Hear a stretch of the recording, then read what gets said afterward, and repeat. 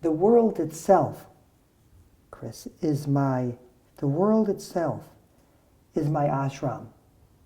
This is where dreams are, in this impossible place, as well as at night and in my body. Worldwork is a method, a science and an art of working with groups, small groups, little groups, groups of 2, 4, 6, 8, up to 2,000, organizations of unlimited size. It's a method to bring the deepest part of us out into public and help the public situation come together. So that's a very short, quick description. That's what we follow, what the different groups and their different preferences are. The first time we were in Japan working with Worldwork, we said, now everybody feel free to express yourselves. But at that time in Japan, that's very much not their culture. So we said, great.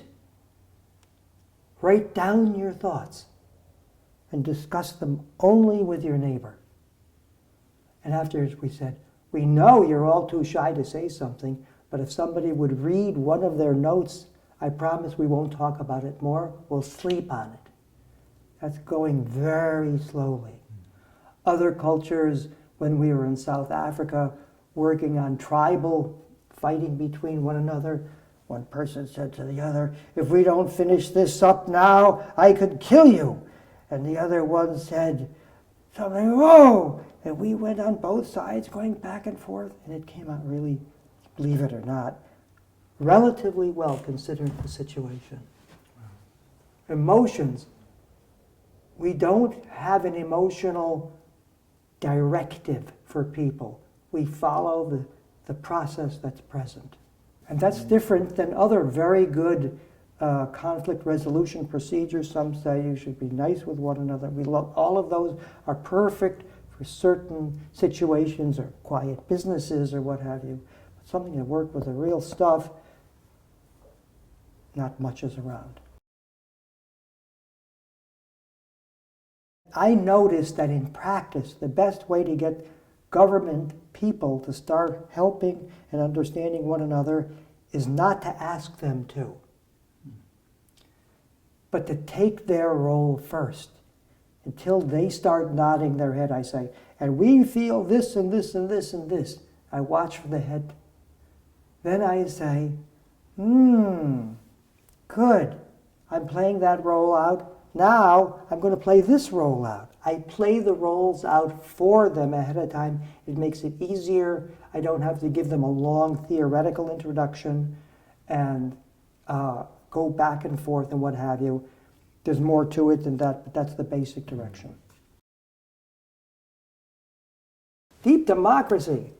Boy, that's a fun idea, I think. Democracy is already pretty good. Everybody is supposed to have, they don't, but they're getting there slowly, supposed to have equal rights and equal powers. You know, demo, citizen, krati in Greek, power, equal power. So that's democracy. But deep democracy says that's good, but not enough.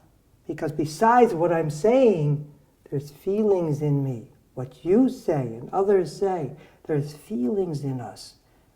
There's things in the air that we feel in our bodies. These belong to democracy. Each of these feelings has the right to be expressed as well in deep democracy. And deep democracy also says that besides the polarities that are in fields, and I'll talk more about those later if you like, what is a polarity and diversity issues and what have you, besides all of that, there's a field of that I was talking about before that's deep underneath, and we need contact with that to have an occasional sense of creativity and detachment to work with things.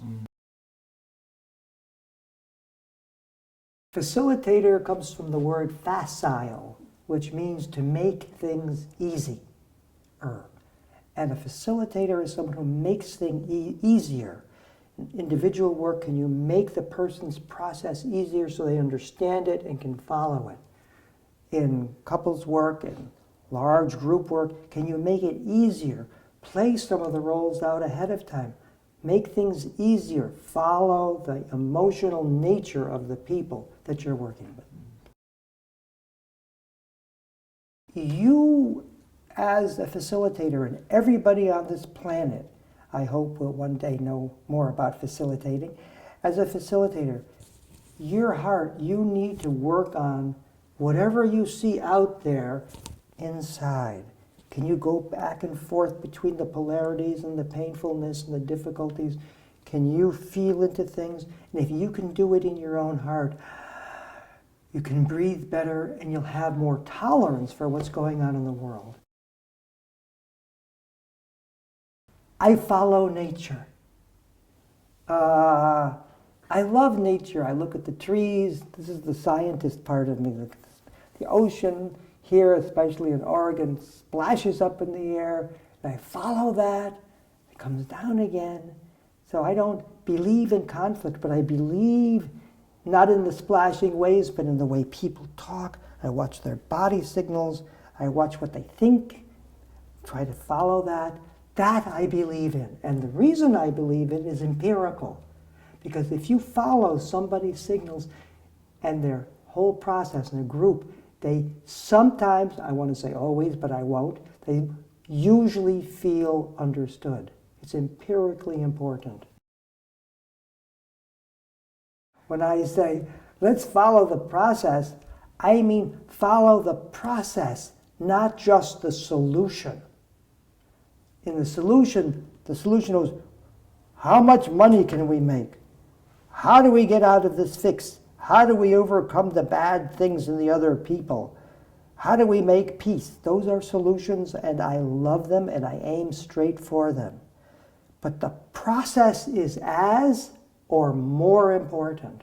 Why? It's about relationship. No peace treaty holds for long without the ongoing process between us. We need to learn that. That's my greatest hope.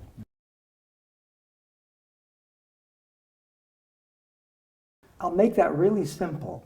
We were just also at the California Association for Marriage Group Therapy, Group and Marriage Therapy. And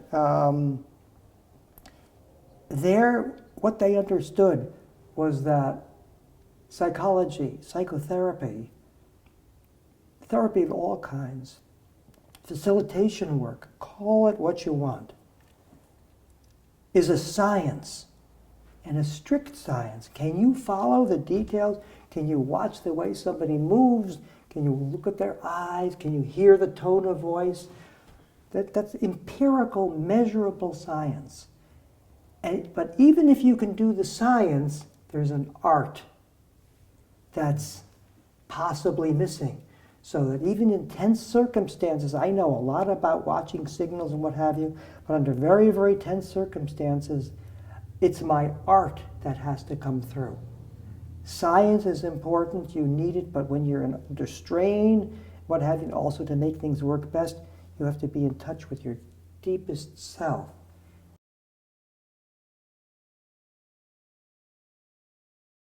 Years ago, we were working in Ireland, working with the groups from the north and the south as they came together. And they were screaming at each other, 200, 300 people screaming all at the same time. You killed my people, and you killed my people. Now I know that's a ghost role. Where is death? Why not bring in death and dying? But I couldn't use my science. The tension was too much. So what I did is relaxed for a moment, and then in the middle of all that screaming, Amy and I were holding each other's hands. It was very even scary. And it moved around a little bit like that. I opened my eyes, and I could see a red, red, red mark on the side of somebody's neck. And I said, such a big red mark on your neck, what is that? And he said, of course, death. I just had a heart attack. My doctor told me not to come. To make the story short, the other man said, "You had a heart attack." "I have such high blood pressure, my doctor said this will be my last time on earth if I go." And they looked at each other, and very, very, very slowly they came together. They grasped each other around the arms, and that was just before the voting on the peace accord in Ireland some years ago. Mm-hmm. But the point I want to make here, these are great men, is that the science is important, but you need the art to work when you practically can't. Roles means that I'm a person. Everybody is a person. And you're a role. A role means that you are not just you over there, but the position you have as mother, child, father, leader, boss, president, and all of these things is a role that is yours, but you kind of forget it. It has to be shared a little bit. Otherwise, people get angry at you and want to knock you out of that role. Mm-hmm. So knowing it's a role and knowing that roles can be switched, that you need to feel your way into other people's shoes, means that you need to sometimes be able to switch or at least feel your way into another person's role. This is a very central aspect to all relationship and, of course, to world work, too.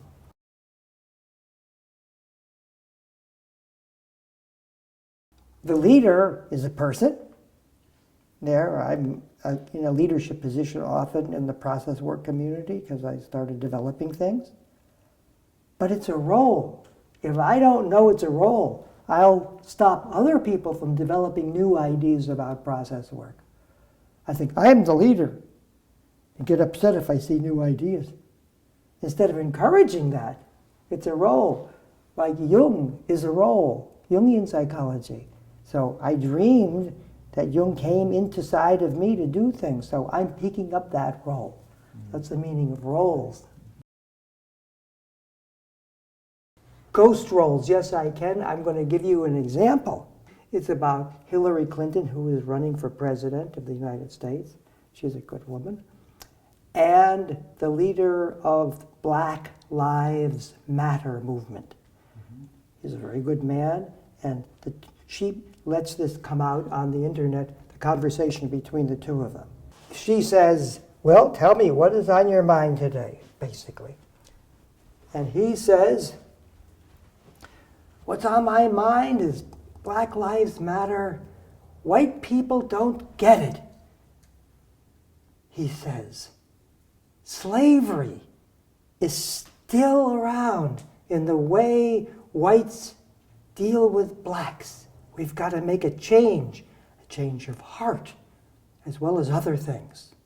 Beautiful talk, he said. She says, basically, heart is good, but we need laws. We need to make them, and we need to do it now. Laws and things to change, to help people. A wonderful idea. Ooh! Whites are always telling blacks what to do. Ouch! And she said, "We need laws. Heart is not the point." Now, with more world work knowledge, here's what she would do. She would say, "I heard you say over there something about history. Something about slavery in the United States. That's a role, a ghost role. It's around someplace. Would you mind if I step in your shoes just for a moment? I can never do it as a white person. As a woman, I've suffered plenty. But as a white person, I can't really do this. But let me just see if I can feel into your shoes. Slavery. Hillary, can you imagine?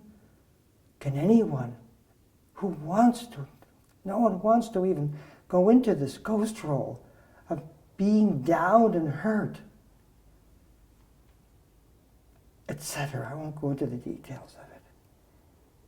Then she could have gone onto this side and said, wow, we do need laws like I said, but I do see the change of heart is needed, is that more people need to feel into what some of you have been through and what you have all been through and what's in our history. Only then can we change as a whole. In this scenario that I just played out, she's picking up the role of the man and going deeper to the ghost role, the kind of deep dream in the background that's never brought forwards. And as a result, feeling changes aren't happening well enough. Cognitive changes and laws, hooray, but we need more. Oh, field theory, I love that. Field theory, wow. Field theory. Maybe I could get a pencil. Does somebody have a pencil here? Here's a pencil. Okay, this is a pen or a pencil, and the front of this has a point. There's a point. Now, since the beginning of time, people have said, when we don't know what to do, spin the pen, or they used to say, spin the stick. The Taoists said, flip a coin. Why did they say that? What were they believing in? Something around must be moving it. People have always had the sense there's a power in the air. In a way, that power in the air fields are aspects of the first religions, everything. Theoretical physics isn't going to study religion. That's not good. But they study fields, and they've come across all kinds of fields. The black matter is there a black matter field that sucks things into the black holes in the universe? We don't know much about that. Einstein said, fields, well, I don't know about gravity, things drop, he said, but he did see things go down. He said, but maybe there's a curvature in the field we live in. Space-time curved. Everybody said, whoa, you're getting weird. But it's just Taoism. It's another form of Taoism. And so field theory simply means, for the general public, the concept is there's a little something in the air. And very sensitive people feel when they come into a room, there's a certain in the room. And that is what I have been calling a field, and in that field are all sorts of things, and knowing about that field and working with it and following what it does is a big help in world working, people getting along. And another aspect of physics which people still don't really completely understand in quantum physics, they know that it works, but they don't know what it is a non-local connection. Something moves over here, and if these two things were originally friends down here, and later they're like this, and this thing moves. They're coupled in some way. Or if this moves, this moves. There's a coupling. So being interested in fields and in quantum field theory and what have you, there's a non-locality. I like the word Tao to the way things happen. And physics are still debating how far you can go with that, but psychologists and people who sense things have been working with this non-locality. If you feel something here, maybe it's connected with things out there.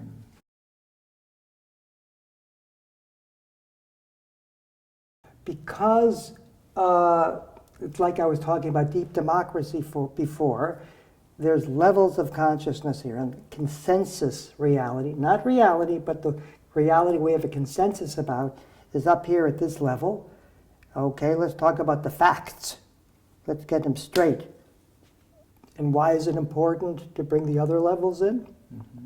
Because let's say, I just love flowers, but let's continue our present conversation.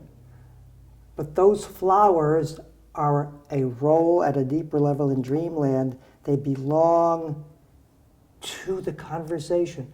I too am a flower. I'm not just a person. And actually just saying that right now makes me more relaxed as I say it, for example. So roles help you get closer to the dreamland layer, to the dreaming in back of everyday reality. So the dreaming isn't just in your head at night, it's right here, always between us, and it's right in our bodies. The essence level is the moment when you really open up to your creative open mind to see what new ideas pop up.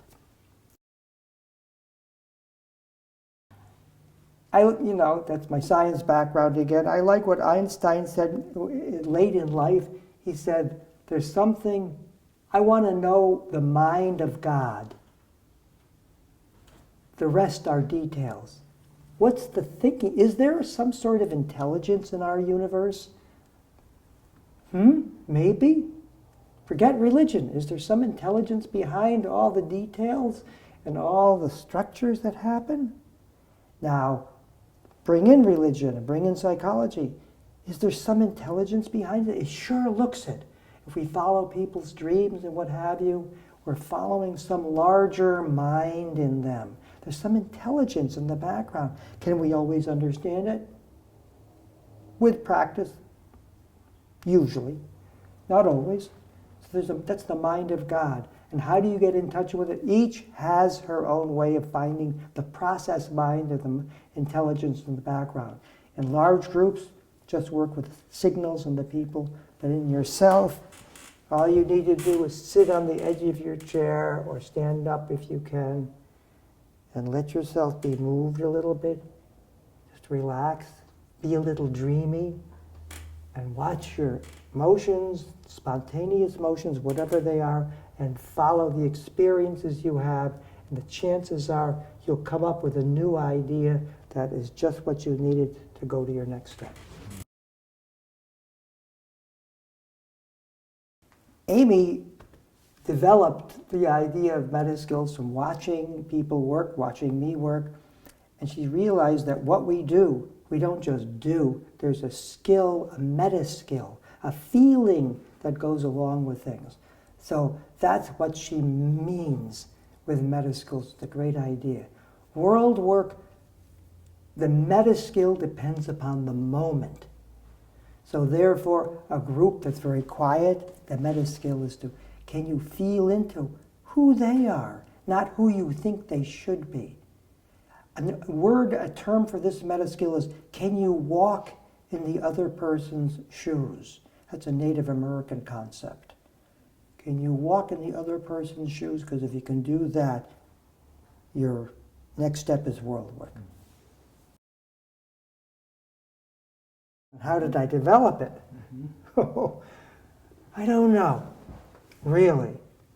But I know when I first thought it, and then I discovered why afterwards. I first thought about Worldwork when I was studying Jungian psychology in Zurich.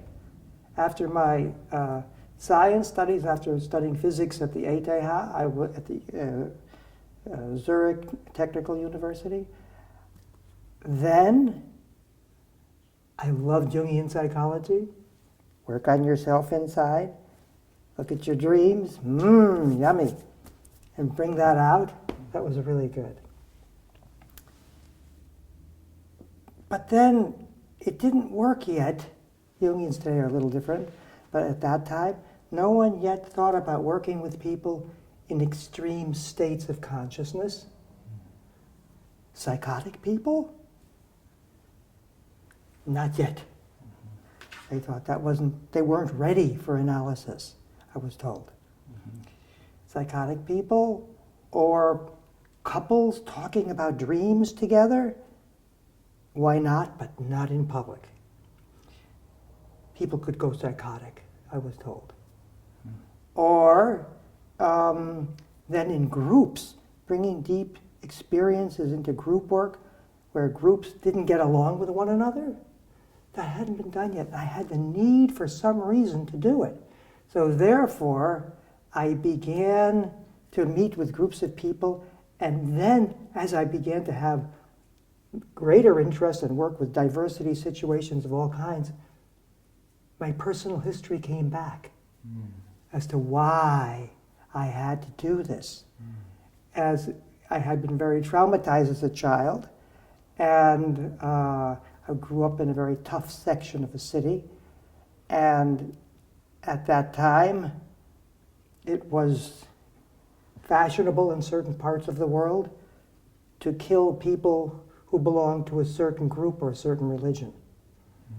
And I belonged to that group. So I would be going to school, 5 or 6. There was a whole bunch of kids that were larger than me, up to 15 and 16. They said, "You have to die."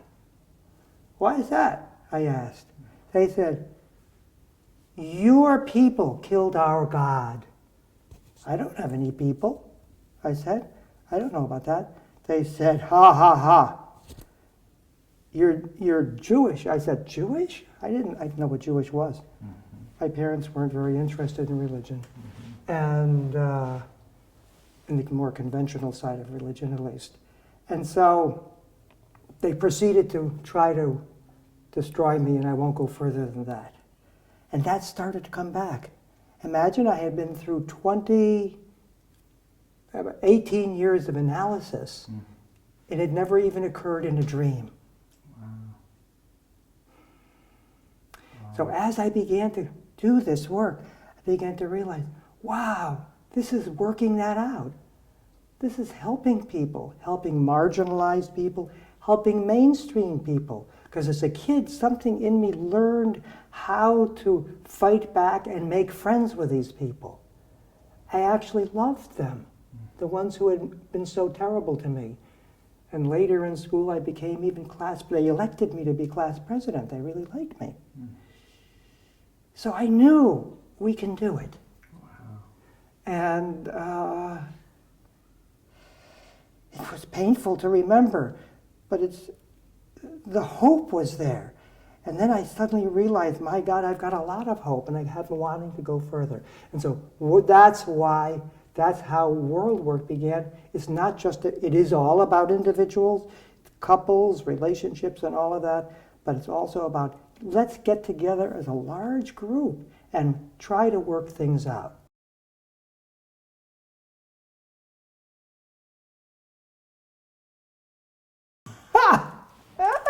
What a great question. What would Jung think today if he were to observe a Worldwork situation? That's a really good question. Well, I don't know, but I can imagine.